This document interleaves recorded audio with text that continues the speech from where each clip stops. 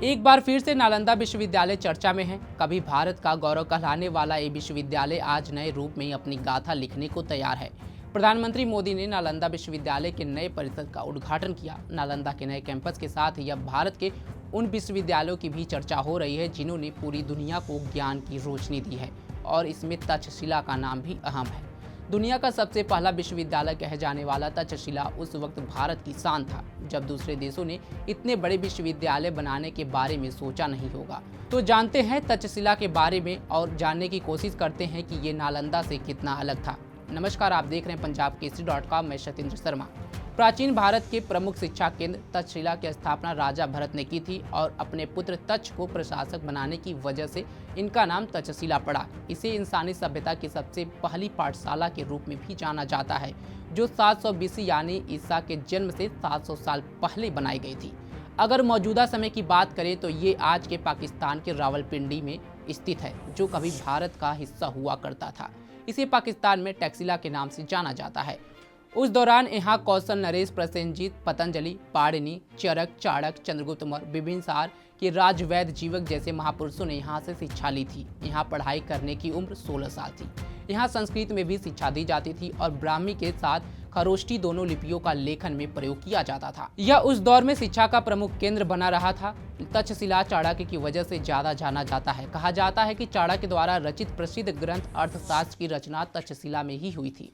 चाणक्य, मौर्य सम्राट चंद्रगुप्त और आयुर्वेदिक चिकित्सक चरक ने तक्षशिला में पढ़ाई की थी।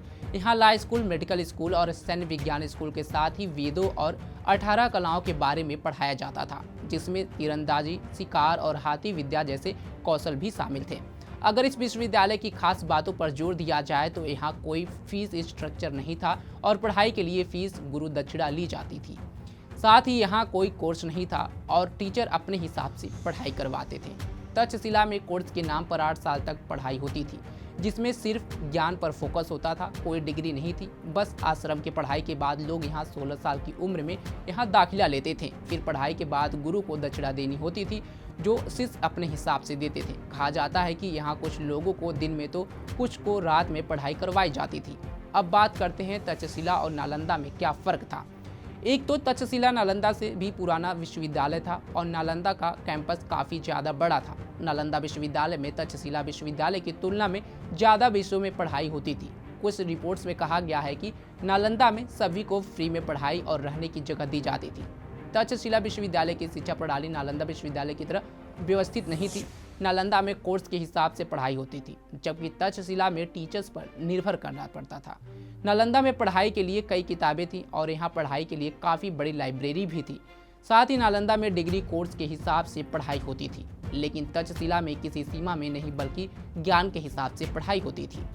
तक्षशिला को खत्म करने पर किसी एक आक्रांता का नाम नहीं आता है। तक्षशिला शहर शिक्षा के साथ व्यापार की नज़र में भी काफ़ी अहम थी, जिस पर कई हमलावरों की नज़र रही। अगर इसे विनाश की बात करें तो इसे 7वीं सदी से पहले खत्म कर दिया गया था।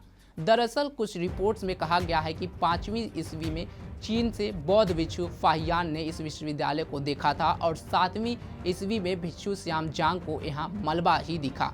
कुछ एक्सपर्ट का कहना है कि मध्य एशियाई खानाबदोश जनजातियों ने मुस्लिम आक्रांताओं और शक और हुड आदि ने इसे खत्म कर दिया था। लेकिन तक्षशिला के बारे में अगर कुछ आप जानते हैं तो कमेंट बॉक्स में हमें ज़रूर बताएं। साथ ही नालंदा विश्वविद्यालय के जीर्णोद्धार के लिए आप कितने उत्साहित हैं और सैकड़ों वर्ष बाद बिहार को उसका जो गौरव मिला है उस पर आपकी क्या राय है, कमेंट बॉक्स में हमें ज़रूर बताएं। तमाम खबरों के लिए जुड़े रहें हमारे साथ और देखते रहें punjabkesari.com। धन्यवाद।